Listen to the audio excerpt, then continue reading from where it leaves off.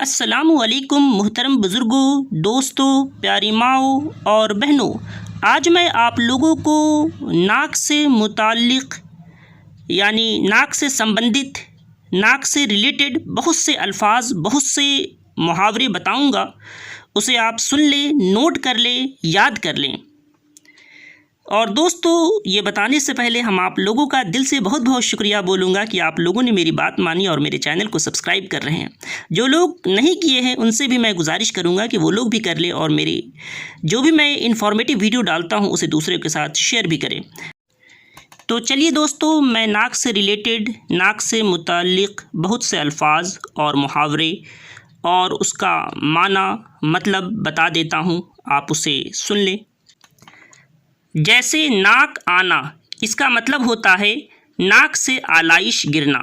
ناک اڑا دینا مطلب ہوتا ہے ناک کاٹنا یعنی بے عزت کرنا۔ ناک اونچی ہونا، عزت بڑھنا، سرخ روئی ہونا، بول بالا ہونا۔ ناک بہنا یعنی ناک سے آلائش کا نکلنا۔ ناک بھو چڑھانا، تیوری چڑھانا، ناراض ہونا، خفا ہونا۔ ناک بیٹھ جانا، چوٹ یا مرض کی وجہ سے ناک کا چپٹا ہو جانا۔ ناک بھیدنا، یہ بھی اردو محاورہ ہے۔ ناک میں سوراخ کرنا، ناک چھیدنا۔ ناک پاک کرنا، ناک صاف کرنا۔ ناک پچک جانا، اس کا مطلب ہوتا ہے ناک بیٹھ جانا۔ ناک پر انگلی رکھ کر بات کرنا، یہ بھی اردو محاورہ ہے۔ اس کا مطلب ہوتا ہے عورتوں یا زنخوں کی طرح باتیں کرنا۔ ناک پر پہیا پھر جانا، ناک کا چپٹا ہو جانا، ناک کا بیٹھ جانا۔ ناک پر رکھ دینا یعنی ناک پر ٹکا دینا یا ناک پر رکھ دینا، اس کا مطلب ہوتا ہے قیمت یا اجرت فوراً ادا کرنا یا فوراً ادا کر دینا، یہ بھی اردو محاورہ ہے۔ ناک پر غصہ ہونا، اس کا مطلب ہوتا ہے ذرا سی بات پر ناراض ہونا، بہت جلد خفا ہو جانا۔ آگے چلیے اور بھی میں بتاتا ہوں۔ جیسے ناک پر کی مکھی تک نہ اڑانا، یہ بھی ایک اردو محاورہ ہے، مطلب ہوتا ہے بہت سست اور کاہل ہونا۔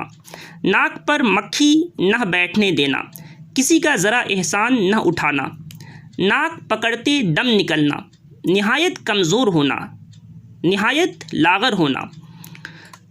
ناک پھلانا، اس کا مطلب ہوتا ہے غرور یا غصے سے ناک کو چوڑا کر لینا۔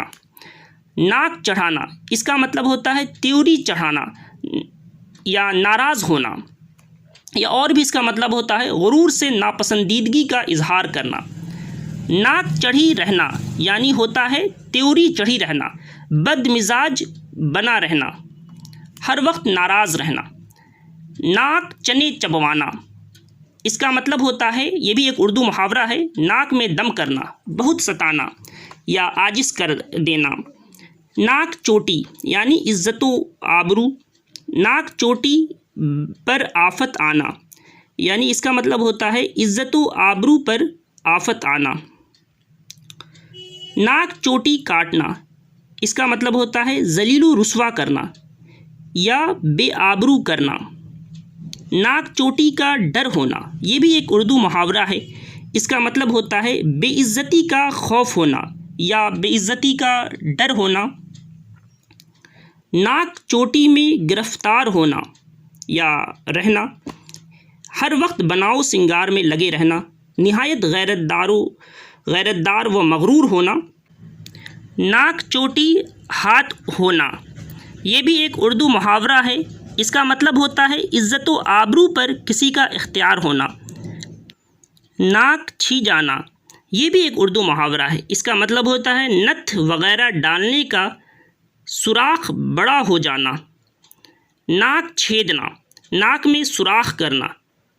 ناک رکھ لینا، یہ بھی اردو محاورہ ہے، اس کا مطلب ہوتا ہے عزت رکھ لینا، بات رکھ لینا۔ ناک رگڑنا، یہ بھی ایک اردو محاورہ ہے، اس کا مطلب ہوتا ہے زمین پر ناک گھسانا، نہایت منت و زاری کرنا یا پھر عجز و انکساری کرنا۔ ناک رگڑے کا بچہ، اس کا مطلب ہوتا ہے وہ بچہ جو بہت سی منتیں مان کر پیدا ہوا ہو۔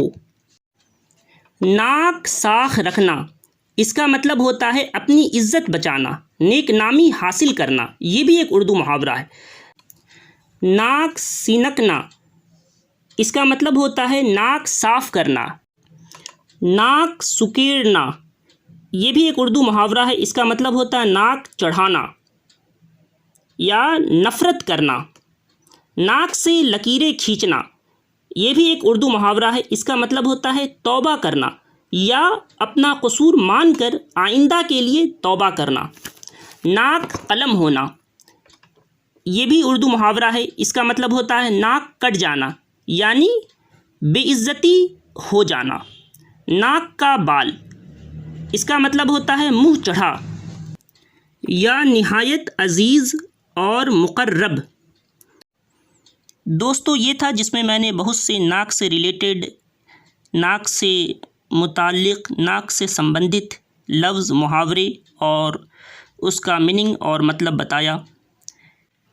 دوستو اسی طرح سے کسی بھی انگلش یا اردو یا ہندی الفاظ کا مطلب آپ کو جاننا ہو تو کمنٹ کریں، میں دیکھنے پر جواب دوں گا۔